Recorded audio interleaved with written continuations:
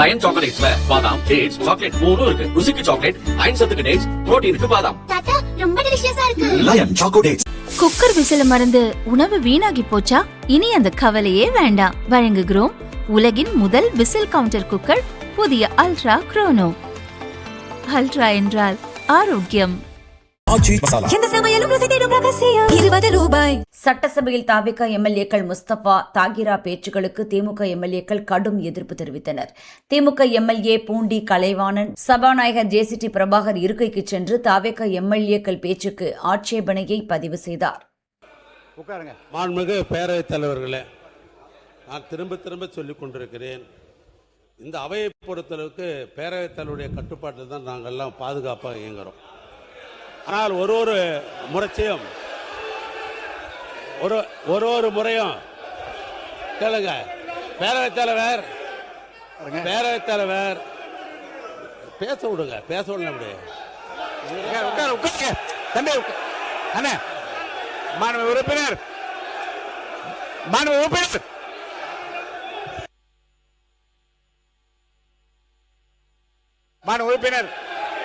அமைச்சர் பெருமக்கள் கொஞ்சம் கண்ட்ரோல் பண்ணி எல்லாரும் உட்கார வைங்க. உட்காருங்க, எல்லாம் உட்காருங்க.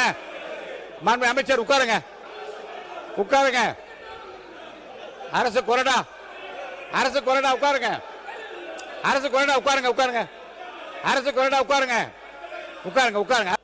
ஒரு பொருள் குறித்து ஒரு சந்தேகத்தை சம்பந்தப்பட்ட அமைச்சரிடத்திலே கேட்டார்கள். அதுக்கு ஒரு விளக்கம் அவர் கொடுத்து கொண்டிருக்கிறார். அந்த விளக்கம் போறவில்லை என்று நம்பர் சொன்னாக்கா அதுக்கு இன்னும் கூட விளக்கம் கூட ஒரு அமைச்சர் என்பது கூட்டு என்றால் யாருனாலும் பதில் சொல்லலாம், அதில் ஒன்றும் மாற்று கருத்து இல்லை. பொதுப்பணித்துறை அமைச்சர் அதற்காக பதில் சொல்ல வந்த நிலையில் நான் குறிப்பாக சொல்கிறேன், மதுரையில் முன்னாள் அமைச்சர் அவர்கள் அங்கே இருக்கிற குவாரிகள்லாம் கட்டுப்படுத்தி வைத்த காரணத்தினால்தான் இன்றைக்கு அவருக்கு உள்ளே வரவில்லை என்று குறிப்பிடுவது யாரை குறிப்பிடுகிறார்? இப்படி சொல்லிட்டு நான் பேர சொல்லலாம் எப்படி? ஒன்று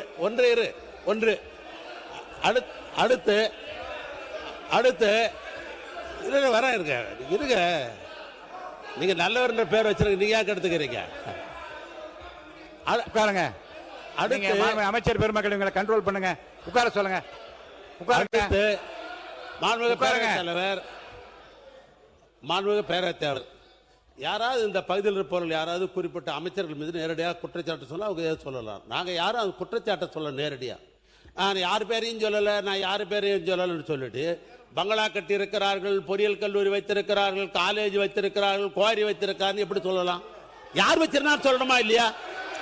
யார் வச்சிருக்காருன்னு பட்டி போனோமா இல்லையா? ஒன்று நான் கேட்கறது, சம்பந்தப்பட்ட துறை பற்றி பேசுகின்ற பொழுது பல்வேறு வகையில் பொதுக்கூட்டம் மாதிரி எப்போ பார்த்தாலும் பொதுக்கூட்டம் பேசுறீங்க. நாங்கள் பொதுக்கூட்டம் பேசல, பொதுக்கூட்டம் போல நீங்கள் தான் பல்வேறு ஆதாரம் இல்லாத குற்றச்சாட்டு சொல்லுகிற பொழுது பேரவைத் தலைவரிடத்தில் ஆதாரத்தை காட்டணும் சொல்றது என்ன தவறு? ஆதாரம் கொடு என்று சொல்ற காரணத்தினால் பேசுகிறேன் என்று 19 பேசுவது எந்த விதத்தில் நியாயம்? ஆனால் இந்த சட்டப்பேரவை என்பது, நான் மீண்டும் சொல்லுகிறேன், ஏற்கனவே தொடர்ந்து ஆதாரம் இருந்தால் என்று உங்கள்கிட்ட காட்டிட்டு பேசணும்னு சொல்லியிருக்கிறோம் நாங்க, அதோட மாற்று கருத்துல. ஆனால் 19 பொதுப்பணித்துறை அமைச்சர் அவர்கள் தான் எப்பொழுது பார்த்தாலும் அரசியல் ரீதியாக உள்நோக்கத்தோடு நீங்கள் பேசுறீங்களே ஒழிய நாங்க என்ன உள்நோக்கத்தோட பேசுறோம்? சம்பந்தப்பட்ட பேசிக் கொண்டிருக்கிறோம். ஆக பிரச்சனைகள் என்று வருகிற பொழுது அங்க எல்லாரும் எழுந்திருக்கிற போது எங்காலுங்க என்ன மரக்கட்டையா உட்கார்ந்து இருக்க முடியும்? உணர்வு வரதானே செய்யும். அதனால இன்னும் சொல்ல போனால் இந்த சபையை நடத்துவதற்கு உங்களுக்கு முழுமையாக ஒத்துழைக்க வேண்டியவர்கள் ஆளுங்கட்சி தான். நாங்க கேள்வி கேட்போம், வரவேற்கத்தான் கேள்வி கேட்போம். கேள்வி கேட்கறது வராத போற்றி சொல்றதுக்காக நாங்க வந்திருக்கிறோம். நாங்க சொல்லுகிற குற்றச்சாட்டாக இருந்தாலும் சரி, அல்லது எங்களுக்கு கேள்வியாக இருந்தாலும் சரி, அல்லது வேண்டுகோளாக இருந்தாலும் சரி, அதற்கு பதில் சொல்ல வேண்டிய கடமை ஆளுங்கட்சிக்கு உண்டு, அமைச்சர்களுக்கு உண்டு.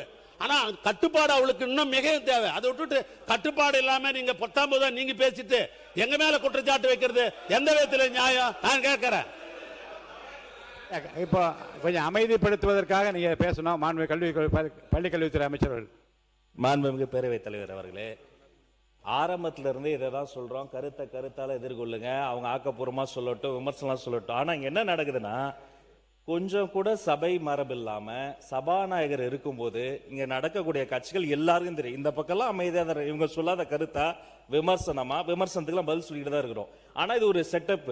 பின்னாடி இருக்கிறவங்க ஏங்கிறது அதுங்கிறது அவன் இவன் அடிக்க வருது. உடனே இவரு ஏன்ச்சு கட்டுப்பாடு எங்களுக்கு சொல்லி தராங்களாம். கொஞ்சம் திரும்பி அவரை சொல்லிக் கொடுக்க சொல்லுங்க. நான் மீண்டும் இதே தான் சொல்லிக்கிறேன். இது வெற்றி தலைவர் அரசு. இந்த மிரட்டலுக்கெல்லாம் பயப்படுற அரசு கிடையாது. நாகரிகமா பேசணும், நாகரிகமா பேசணும்.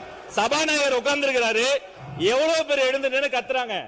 அவங்களை விட வயசுல பெரியவங்க. இப்போ நான் பேசும்போது அதான் பண்ணி என்ன செய்கை, இது கையில செய்கை பண்றது, எழுந்து நின்னாலே அங்க இருந்து கமெண்ட் பாஸ் பண்றது.